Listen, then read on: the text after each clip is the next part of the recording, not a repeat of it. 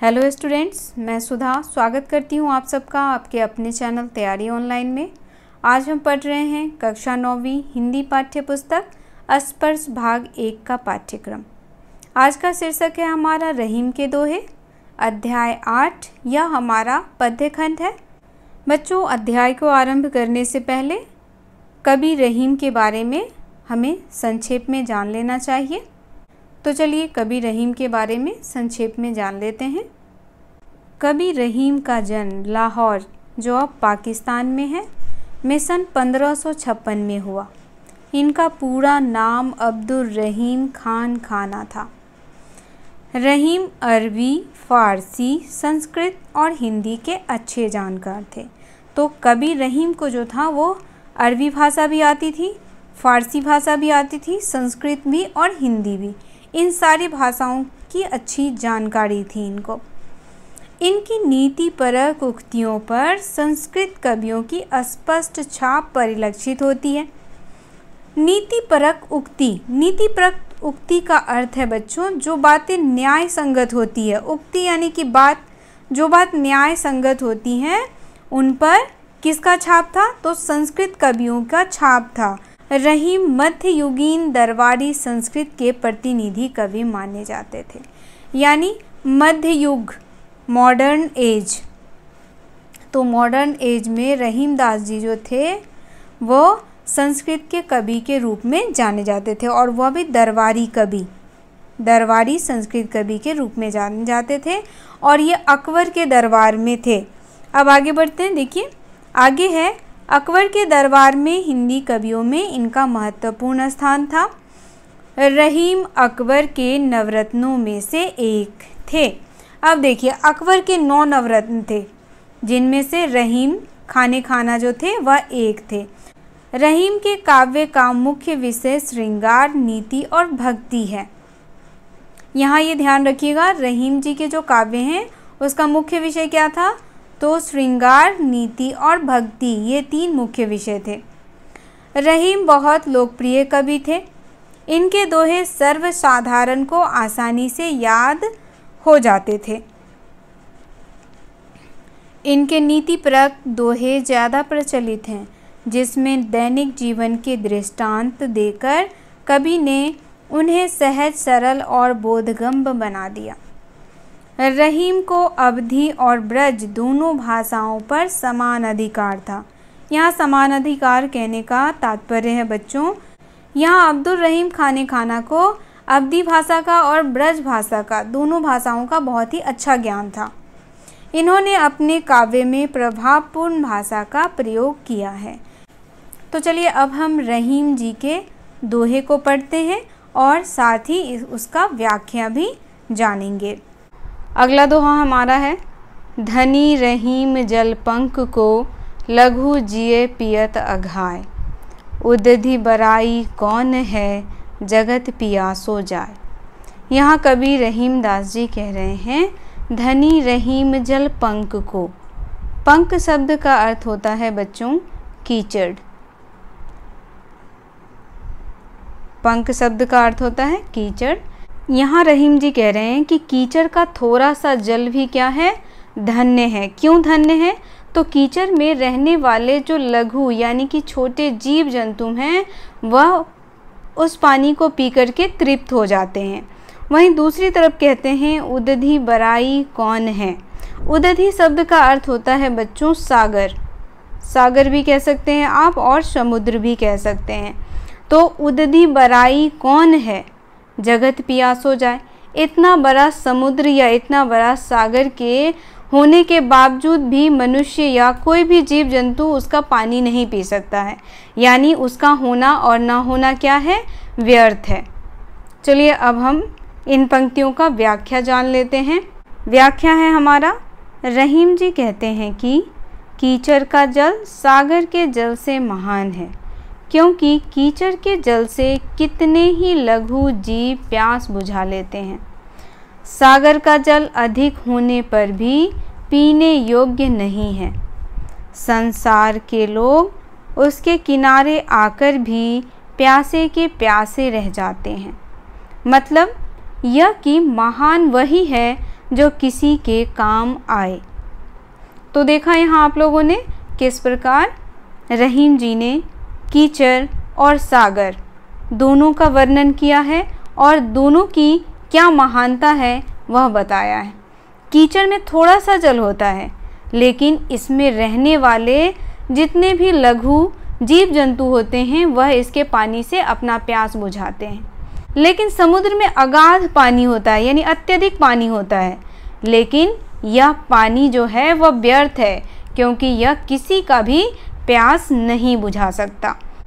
अगला दोहा हमारा है, नाद रिझी तन देत मृग, नर धन हेत समेत, ते रहीम पशु से अधिक, रीझेहूँ कछु न देत। अब यहाँ देखिए बच्चों, नाद, नाद शब्द का अर्थ होता है ध्वनि, ध्वनि, और रीझ, रीझना यानी मोहित होना, मोहित होना। तो यहाँ रहीमदास जी कह रहे हैं कि जो मृग होता है, मृग यानी कि हिरन, हिरन मधुर संगीत या ध्वनि को सुनकर मोहित हो जाता है और अपने तन को यानी अपने जीवन को भी क्या कर देता है, न्यौछावर कर देता है। वहीं कहते हैं नर धन हेत समेत, यानी मनुष्य भी प्रेम के वशीभूत, नर का अर्थ है मनुष्य, मनुष्य भी प्रेम के वशीभूत होकर के क्या करता है, अपना सर्वस्व न्यौछावर कर देता है। दूसरी तरफ कवि कहते हैं ते रहीम पशु से अधिक, वह लोग पशु से भी बदतर हैं, जो रीझेहूँ कछु न देत, जो किसी से खुशी तो पाते हैं पर उसे देते कुछ भी नहीं हैं। तो चलिए अब हम इन पंक्तियों का व्याख्या जान लेते हैं। अब यहाँ देखिए व्याख्या है हमारा, हिरन किसी के संगीत से खुश होकर अपना शरीर न्यौछावर कर देता है। इसी तरह से कुछ लोग दूसरे के प्रेम में खुश होकर अपना सब कुछ दे देते हैं, लेकिन कुछ लोग पशु से भी बदतर होते हैं, जो दूसरों से तो बहुत कुछ ले लेते हैं लेकिन बदले में कुछ भी नहीं देते। अब अगला दोहा देखते हैं। अगला दोहा हमारा है, बिगड़ी बात बने नहीं, लाख करो किन कोय, रहीमन फाटे दूध को, माथे न माखन होए। यहाँ कभी रहीम कहते हैं कि बिगड़ी बात बने नहीं, अगर कोई बात बिगड़ जाता है तो वह बन नहीं पाता है। लाख करो किनको, आप चाहे जितना भी जतन कर लो बिगड़ी बात नहीं बनती है। यहाँ वह फटे हुए दूध का उदाहरण देकर के बता रहे हैं। रहीम जी कह रहे हैं फटे हुए दूध को कितना भी अगर हम मथें तो उससे क्या होगा, मक्खन नहीं बनेगा।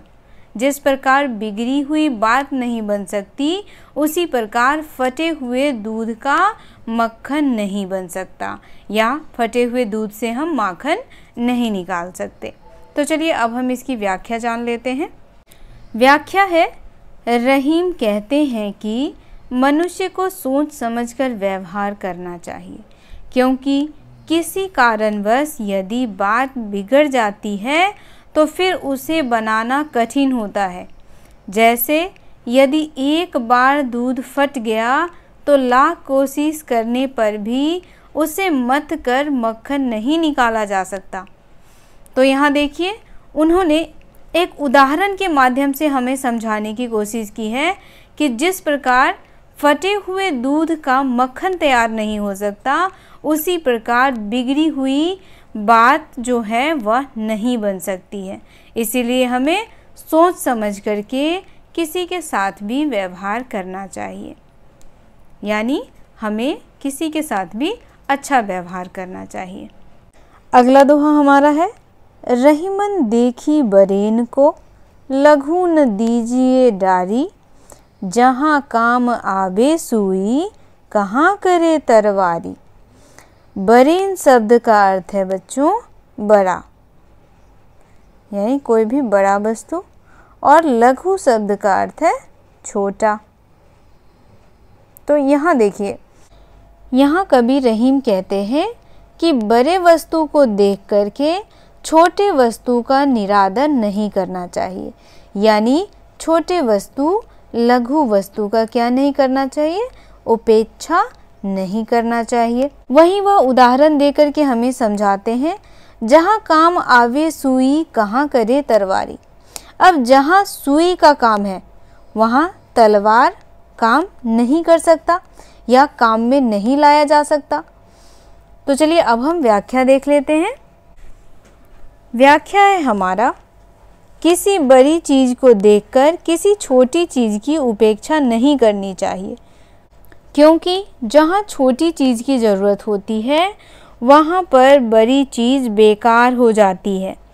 जैसे जहाँ सुई की ज़रूरत होती है वहाँ तलवार का कोई काम नहीं होता है।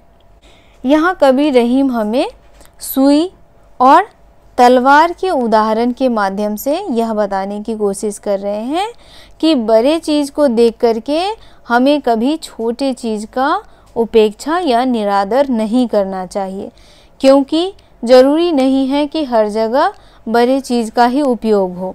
कहीं कहीं छोटी चीज़ें जो होती हैं वह बहुत ज़्यादा उपयोगी होती हैं। जैसे यहाँ पर उन्होंने सुई और तलवार का उदाहरण देकर के बताया है कि जहाँ सुई की ज़रूरत होती है वहाँ तलवार कभी भी हमारी सहायता नहीं कर सकता है।